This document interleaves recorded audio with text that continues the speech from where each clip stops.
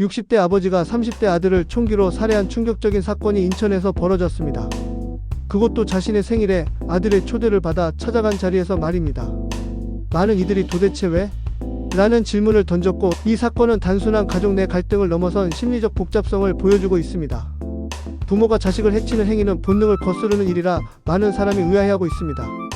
오늘은 이 사건을 통해 복수살인이라는 개념을 중심으로 인간 심리의 한 단면을 살펴보려 합니다. 사건 개요는 이렇습니다. 장소는 인천, 피해자는 30대 아들, 가해자는 60대 아버지, 수단은 사제 총기. 특이사항은 이 사건이 가해자의 생일 당일에 발생했다는 점입니다. 순천향대학교 경찰행정학과의 오윤성 교수를 통해 전문가 분석을 들어보았습니다. 이 사건은 단순히 순간의 분노로 보기 어렵습니다. 가해자는 전처명의의 아파트에 20년 이상 거주하며 경제적 정서적 단절을 겪고 있었습니다. 아들에게는 전 부인의 성공 상징이라는 감정이 투사됐고, 아버지는 열등감, 박탈감, 분노를 품게 됐습니다. 결국 아들을 살해함으로써 전 부인에게 회복 불가능한 상실감을 주려는 복수심이 작용했을 가능성이 있습니다. 이 대목에서 복수살인 개념을 생각해봅니다. 복수살인은 배우자에게 감정적 타격을 주기 위해 자녀를 살해하는 형태의 병리적 범죄입니다. 이는 단순히 분노의 분출이 아니라 심리적으로 타인에게 고통을 주기 위한 계산된 행동으로 해석됩니다. 인천 총기 사건에서 나타난 심리적 특성을 보면 다음과 같습니다. 대상은 자녀, 동기는 배우자에 대한 분노와 질투, 그리고 열등감, 감정은 무력감과 소외감, 분노, 그리고 질투, 구조는 자녀를 통해 배우자에게 심리적 타격을 가하는 것입니다. 이 복수살인을 프로이드의 오이디푸스 콤플렉스와 비교해보겠습니다. 오이디푸스 콤플렉스는 3세에서 6세 정도의 아동기에 경쟁자로 생각하는 아버지를 대상으로 사랑과 질투가 혼합된 감정을 가지는 심리 기제로서 성격 형성의 일부 과정으로 이해됩니다. 반면에 복수살인은 주로 중장년층의 성인기의 배우자에 대한 상징물로 생각하는 자녀를 대상으로 복수심과 열등감, 그리고 분노의 감정을 가지는 병리적 퇴행 현상이며 정체성이 붕괴될 가능성이 있습니다. 이처럼 두 개념 모두 심리적 경쟁, 질투, 분노를 기반으로 하지만 주체와 대상, 그리고 작용 시기는 완전히 다릅니다. 이번 사건의 가해자는 아들을 전 부인의 성공 상징으로 인식하고, 아들이 더 이상 내 자식이 아닌 타인의 성취를 대변하는 경쟁자로 전환했습니다.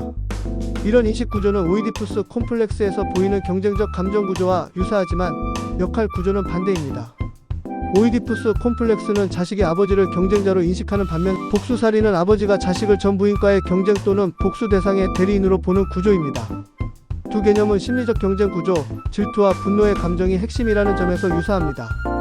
그러나 연령, 심리 기제, 역할 관계는 크게 다르며, 복수살인은 성인기의 병리적이고 파괴적인 행동으로 오이디푸스 콤플렉스처럼 발달 과정의 일부가 아닙니다.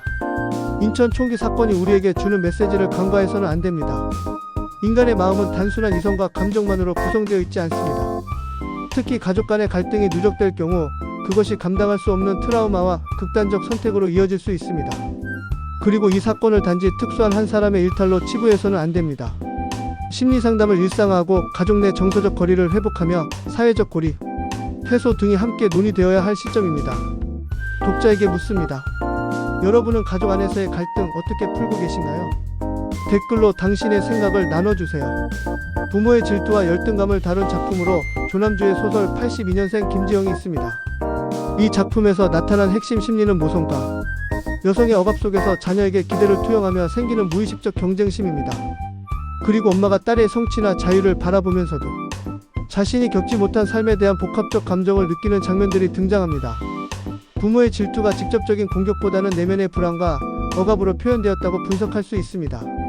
나딘 라바키 감독의 레바논 영화 가버나움 CAPHARNAM에서는 주인공 아이가 부모를 고소하며 나를 왜 낳았냐고 묻는 충격적 장면이 있는데, 부모가 자식을 도구화하면서 생기는 감정적 착취와 열등감이 핵심 심리로 깔려있고, 극도의 빈곤과 무력감 속에서 부모는 자식에게 자신이 잃어버린 존엄성을 투사하고 이를 유지하기 위해 자식을 통제하는 모습을 보입니다.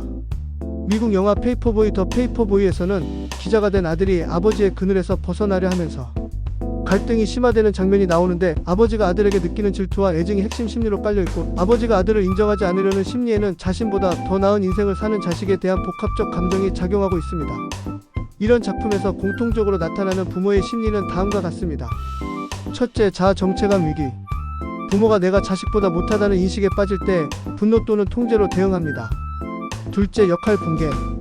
부모로서의 권위가 위협받을 때 자식에 대해 질투나 경쟁심을 느낍니다. 셋째, 대리 만족 실패.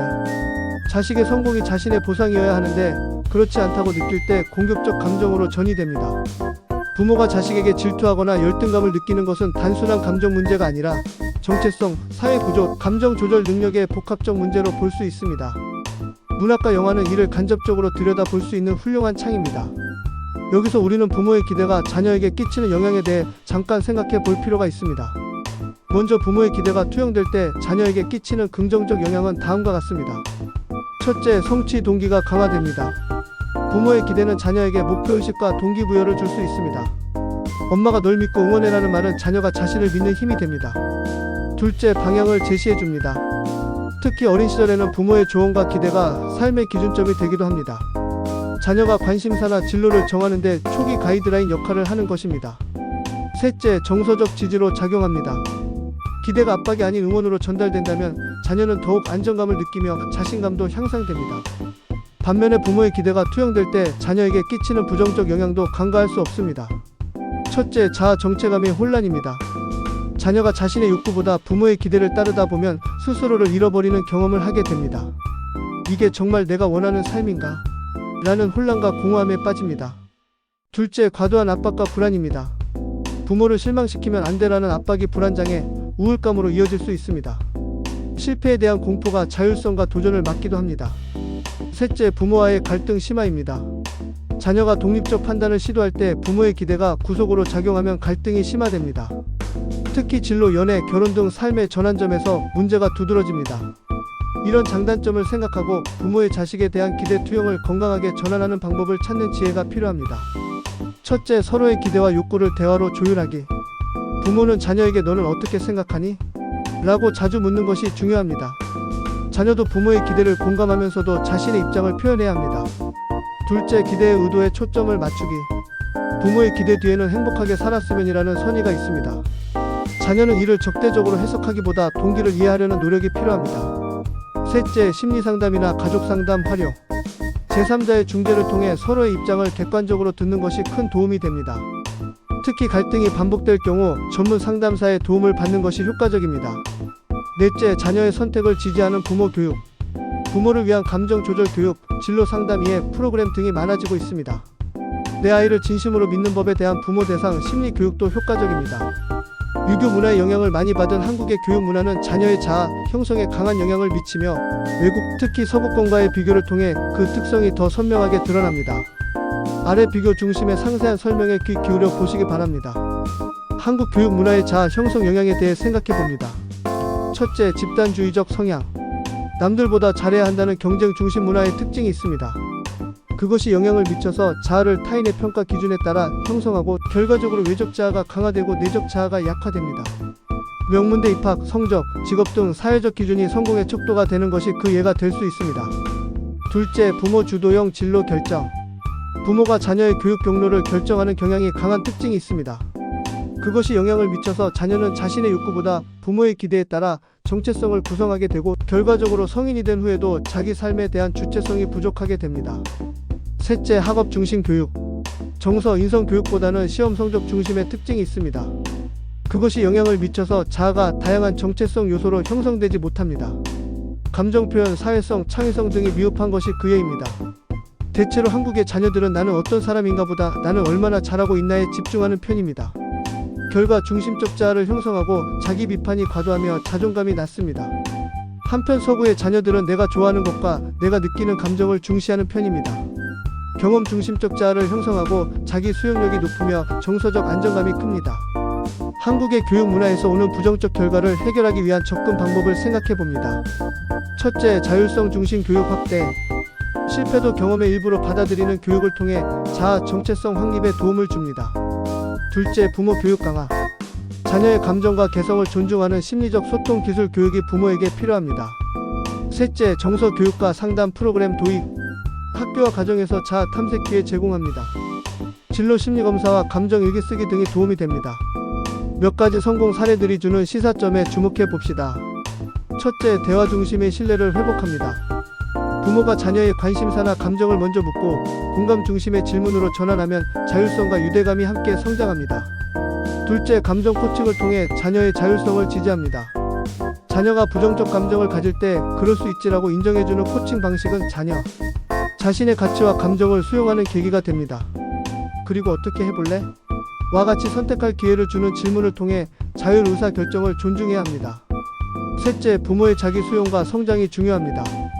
부모 자신이 완벽하지 않아도 된다는 태도를 배우고 자기 수용을 실천할 때 자녀에게도 이를 자연스럽게 전달합니다. 부모도 자율적 존중의 경험을 가진 부모가 더 효과적인 자녀 양육 태도를 보이는 것으로 연구 결과로 나타났습니다. 한국에서도 최근에 여러 가지 사례들이 보여주듯 부모의 기대와 자녀의 자율성 사이의 균형은 대화, 감정, 코칭, 존중 중심 교육을 통해 충분히 성취 가능합니다. 특히 공감과 질문 중심의 소통, 감정, 코칭, 양육, 그리고 부모의 자기 성찰을 병행할 때 자녀는 자기 주도성과 정서적 건강을 회복하게 됩니다. 우리 시니어들이 나 때는 말이야 라는 말을 하지 않고 꼰대 이미지를 탈피하는 것이 2025년을 살아가는 지혜로운 모습임을 명심해야겠습니다. 충격적인 복수살인의 슬픈 소식을 접하고 많은 것을 생각해보는 계기가 되었습니다. 백행씨는 시니어 여러분의 건강하고 행복한 삶을 항상 응원합니다. 100세 시대 행복한 시니어를 위한 채널 백행씨와 함께 해주신 시니어 여러분께 감사합니다. 큰절 받으세요. 넙주.